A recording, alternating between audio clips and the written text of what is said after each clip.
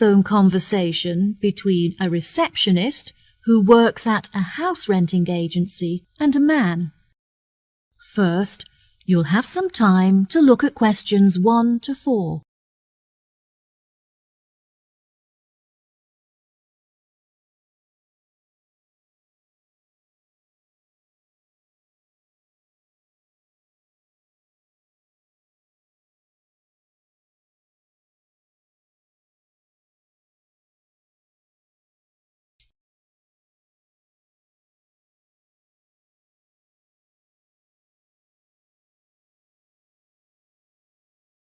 Listen carefully and answer questions 1 to 4. Hello, how can I help you today? Yes, hello. I'm just phoning you as I have seen an advertisement on your website for a property that I'm interested in renting. If possible, I'd like to find out some more information before I organise a viewing. No problem at all. What is the address of the property that you'd like to inquire about? It's 21 North Avenue. Okay, what is it that you'd like to know? First of all, I'd like to know what facilities the office has, as I need to make sure that it'll be suitable for my advertising company. I see. The office contains a large open-plan space with a wide frontage onto a busy street with lots of passers-by. So your business would have a really good street presence. There is also a toilet and newly refurbished kitchen equipped with a dishwasher and oven. Wow, that sounds great. I'd definitely like to register my interest. Okay, perfect. I just need to take some details from you, if that's okay. What is your full name?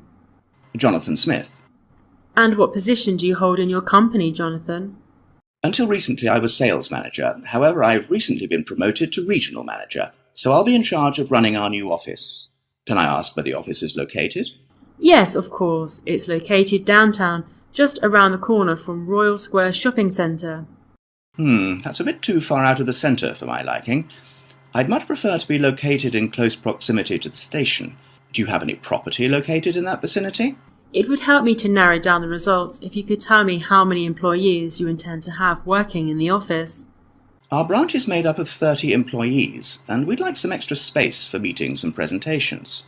Most average office spaces are around 8,000 square feet, but it sounds like you would need more space than that. I think that 10,000 square feet would be more suitable for your needs. Now, let's see, we have 10 properties that match those criteria, so let's try and narrow it down. Before you hear the rest of the conversation, you have some time to look at questions 5 to 10.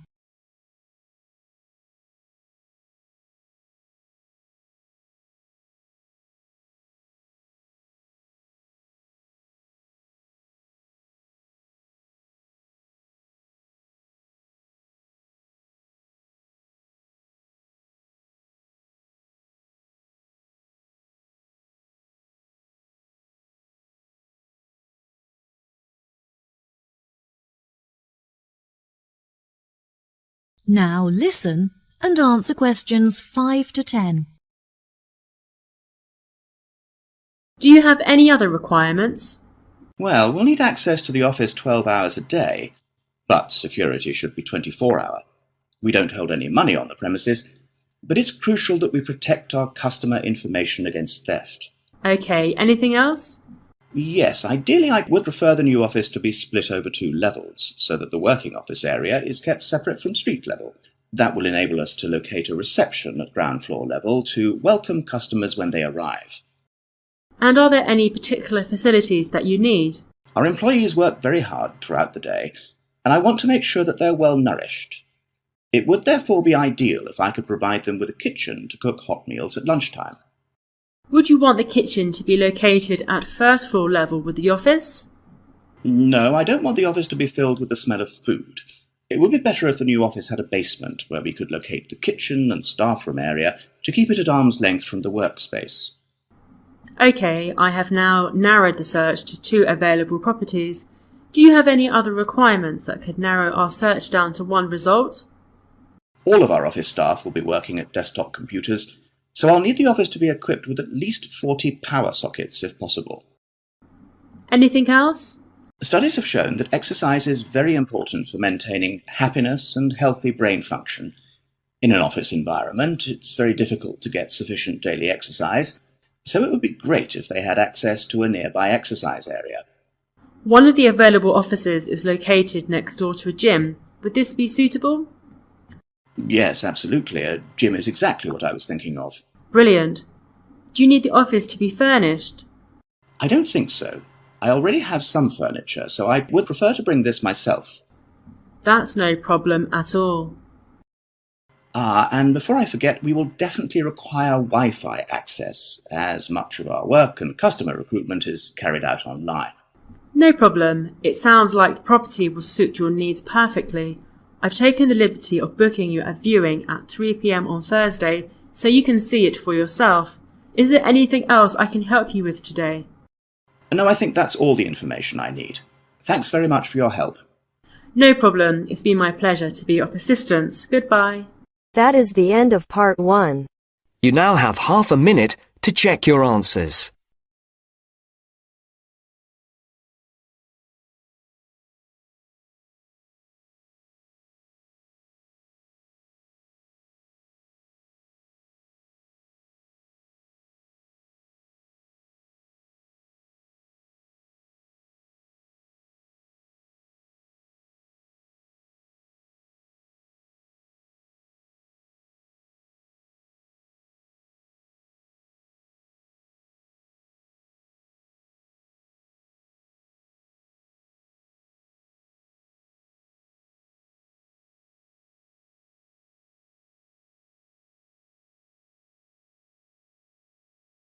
Now turns to part 2.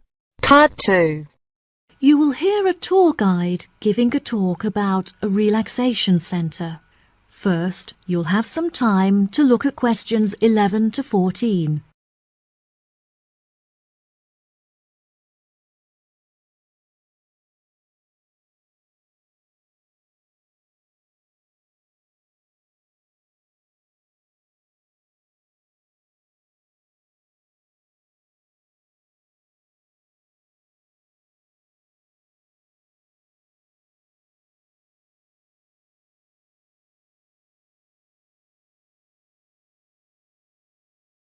Now listen carefully and answer questions 11 to 14. Hello everyone, my name is Sally. Welcome to our globally renowned spa and relaxation centre here at Island View Estates. Before you all wander off and begin exploring the facilities, I'd like to go over a few things. Now, this year is a very special milestone for our beloved centre, as it is our 25th anniversary. I understand that this means you have all paid an increased price for your tickets, but I can promise that all of the events we have scheduled for your enjoyment will make the costs well worth it. I know that all of you have travelled a long distance to make it here to the centre of the New Forest, but it is thanks to its remoteness that our centre is such a beautiful place to relax. I'm sure you are all keen to find out what activities we have arranged for you, so I will give you a quick overview. Tomorrow we have arranged for you all to participate in a yoga session for the duration of the morning, followed by a day of relaxation at the pool, where we have ample sun umbrellas to protect you from the sun. On Wednesday, we have organized a sightseeing hike through the forest, where you will be able to test your navigation skills and witness the wild ponies in their natural habitat. It's forecast to be sunny that day, but I recommend that you all bring rainproof clothes just in case. On your last day, we have a special surprise, a pony trek along the beach. We ask that you all wear full-length trousers and that all women have their hair tied up in a ponytail. Helmets are provided at the centre for those who would like to wear one. There are a couple of beautiful attractions here at the centre that you must all be sure to visit before you leave. The Rose Garden, located just at the corner of the property, is home to many indigenous species, and is beautifully serene and peaceful, the perfect place to collect your thoughts or read a book. Our sunset boat ride has been the favorite attraction for many of our visitors. Simply hop aboard and relax whilst we sail you out into the open sea to witness one of the most beautiful spectacles that nature has to offer. Last, but certainly not least, is the freshwater pond, which serves as a watering hole of sorts. Some of you may even be lucky enough to spot our resident kingfishers, who are members of a very rare and endangered species. Once you have all unpacked and settled into your rooms, we will be taking you out to the neighbouring island for a bonfire and barbecue dinner. The island is very small, and the bicycle trails make it very easy to explore all of its beautiful corners. As the island is entirely separate from the mainland, it has never been inhabited by wildlife, so you can all roam freely and safely.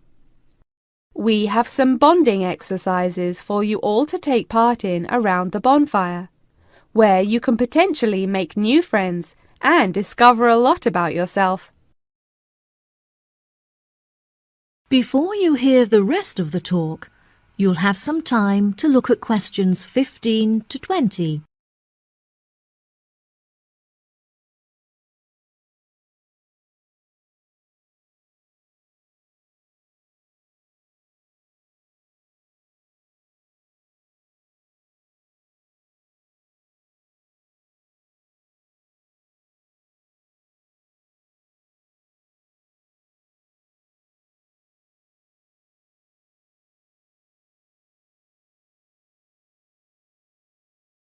Now listen and answer questions 15 to 20.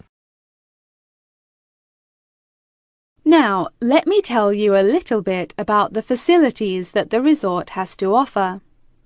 For those of you keen on indulging in a little bit of retail therapy, just wander along to our tourist centre, where we have a wide selection of presents on sale at reasonable prices. If you are feeling more drawn to the natural surroundings and scenery, I recommend that you take a trek up the mountain, where you can enjoy the panoramic outlook from the peak. For a bit of cultural indulgence, why not pay a visit to our small on-site theatre, where you can enjoy watching a range of movies and check out some works by our resident street artists. Just a 10-minute walk down the road is the local art museum, where you can roam around the sculpture courtyard or admire the many artworks on display. Here at the resort, we are incredibly lucky to be located right next to a nature reserve, where many species of endangered wildlife live in the pond. Just on the bank is a small hut where visitors can observe the fish and birds in their natural habitat. Now, if any of you are interested in history, you have the very interesting opportunity to visit the ancient building at the south side of the grounds. The building is now a museum. However, it originally served as a jail for those charged with crimes of treason against the royal family. Well, that just about rounds it up. Now, if anyone has any questions? The end of part 2. You now have half a minute to check your answers.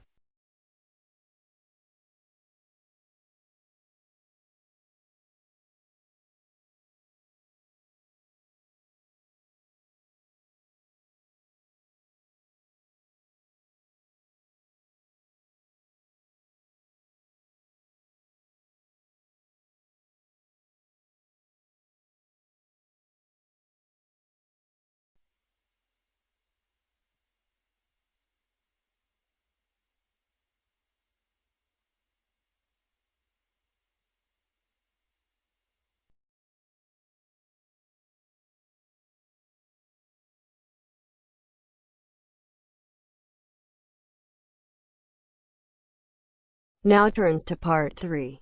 Part 3.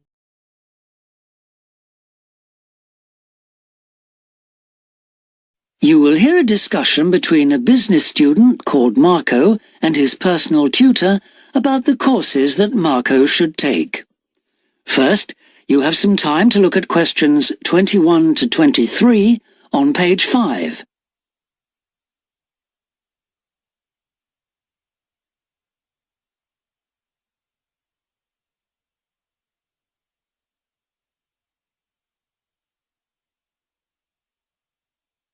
Now listen carefully and answer questions 21 to 23. Hi, Marco. Come in. Thanks. I've got a bit stuck trying to select courses for next semester. Could you help me, please? Of course. Sit down. First of all, most people just go for the areas of business that they're interested in, but even if something doesn't look very stimulating, it's important that you can use it once you get a job. It's not much good choosing areas that aren't going to be helpful later on. Right. I want to go into management, so I'll need to think about that. And should I start specialising in a particular area yet? I don't think that's wise at this stage. It's better to aim for a wide variety of subjects, especially as management covers so many possibilities. You shouldn't be limiting your choices for later on. Yes, I see. You should also look at how the course is made up.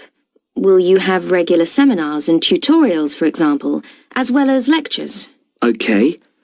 Some of the lecturers are quite big names in their fields, aren't they? Mm-hmm. Should I aim to go to their courses? Well, remember that the lecturers who aren't well known may still be very good teachers. I'd say we have a consistently high standard of teaching in this department, so you don't need to worry about it. Before you hear the rest of the discussion, you have some time to look at questions 24 to 30 on pages 5 and 6.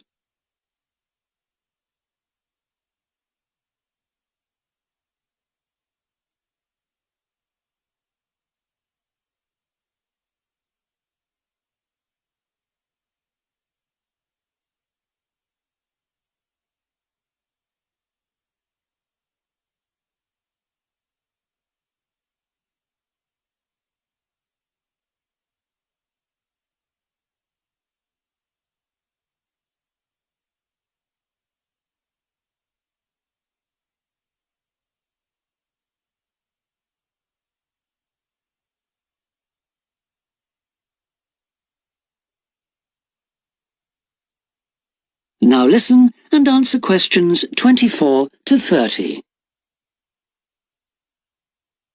Good. Well, that's a great help. Now, last time we met, you mentioned doing team management, didn't you? That's right. I'm still quite keen on the idea. Mm-hmm. The trouble is that because of changes in the content of various courses, team management overlaps with the Introduction to Management course you took in your first year. So what you learned from it would be too little for the amount of time you'd have to spend on it. I'll drop that idea then. Have you had a chance to look at the outline I wrote for my finance dissertation? I left it in your pigeonhole last week. Yes. Why exactly do you want to write a dissertation instead of taking the finance modules? It'll be pretty demanding. Well, I'm quite prepared to do the extra work because I'm keen to investigate something in depth, instead of just skating across the surface. I realise that a broader knowledge base may be more useful to my career, but I'm really keen to do this. Right.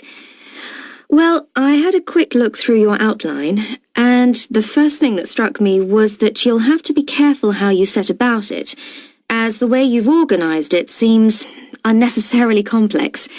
The data that you want to collect and analyse is potentially valuable, but you'll need to narrow down the subject matter to make the whole thing manageable. OK. I'll have another look at it. I was talking to Professor Briggs about it yesterday, and I got some more ideas then. For part of the dissertation, I was thinking of trying to persuade finance managers from 3 or 4 companies to let me ask them about their company finances. If not, I think I'll have to change to another topic. Well, go ahead then.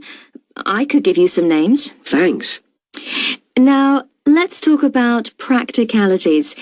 Your dissertation must be finalised by the end of May, so you should aim to finish the first draft by the end of March.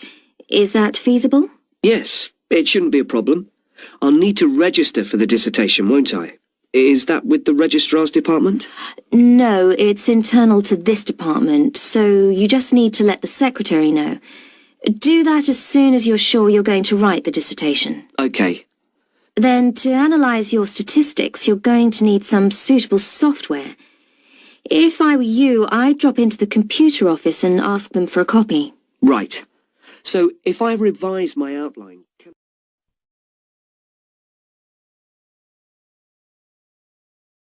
That is the end of part 3. You now have half a minute to check your answers.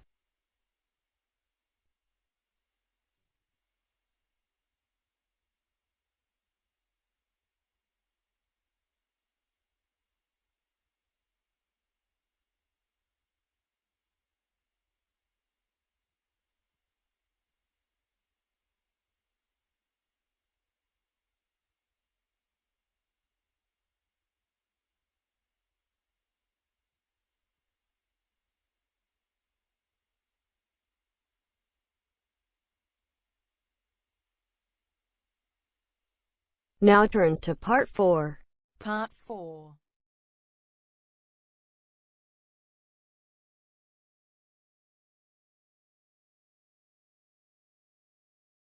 You will hear a talk about a research project on the tiger shark. First, you have some time to look at questions 31 to 40 on pages 7 and 8.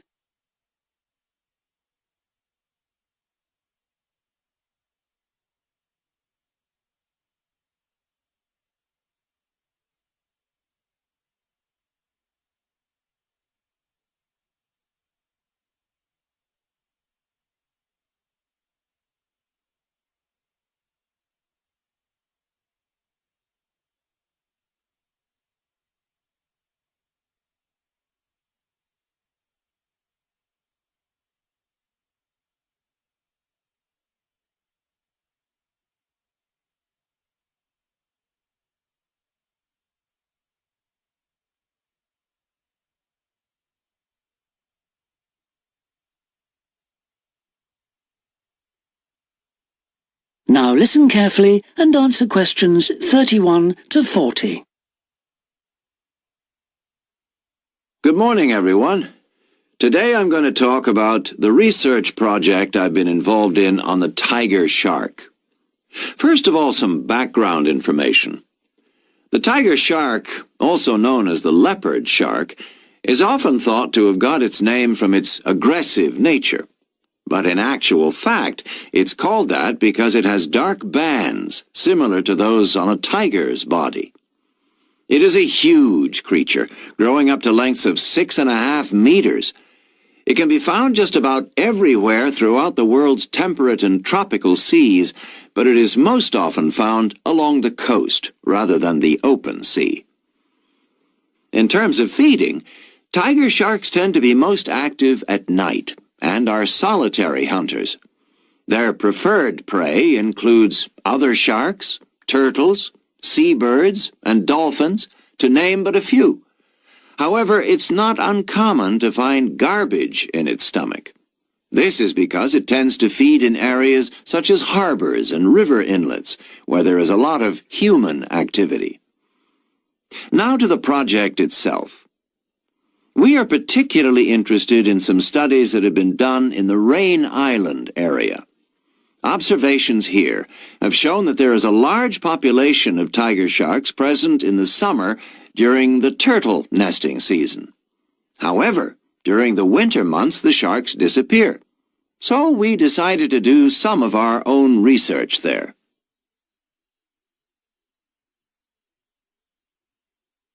The first step was to tag a number of sharks so that we could follow their movements. To do this, we first needed to catch the sharks. Early in the morning, we baited lines with large bits of fish and set them in place. These lines were then checked every 3 or 4 hours. If no sharks were caught, the baits were replaced. Once a shark had been caught on one of the baited hooks, it was pulled in close to the boat and secured so that we could carry out a number of brief activities to aid our research. This usually took no more than about 10 minutes and was carried out as carefully as possible to minimize any stress to the shark.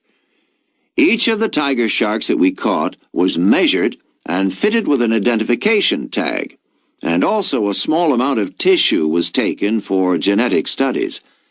For some larger sharks over 3 meters long, we also inserted into the belly a special acoustic tag capable of sending satellite signals, while on other large sharks we attached a camera to the dorsal fin to enable us to study the behavior and habitat use of the sharks. After this, the shark was released, and we were able to follow its movements. So what was the purpose of all this tagging? Well, while we were already familiar with some aspects of the tiger shark's behavior and food sources, what we hoped to do in this project was to see exactly what factors affected the migration patterns of tiger sharks and whether it was, in fact, food, weather, and reproductive needs. These are some of our findings. On February 21st, a large female shark, whom we named Natalie, was attracted to our research boat at the northern tip of Rain Island and fitted with one of the satellite tags I've just mentioned. No transmissions were received from Natalie between April 2nd and April 29th, indicating that she didn't surface to feed during this period. The area in which she was last reported is very shallow, suggesting that she may have changed her feeding preferences during this period to focus on prey found on the sea floor. We also made a number of other discoveries, thanks to the various transmitters we used. It seems that tiger sharks move back and forth between the ocean floor and the surface quite often. This may help the sharks conserve energy while they swim, but it probably also helps them hunt, since this movement back and forth maximizes its chances of not being detected by its prey until the last minute. So far, our findings have not been conclusive. However, we have gained some very interesting insights into the behavior of tiger sharks and are now hoping to develop our research further. That is the end of part 4. You now have half a minute to check your answers.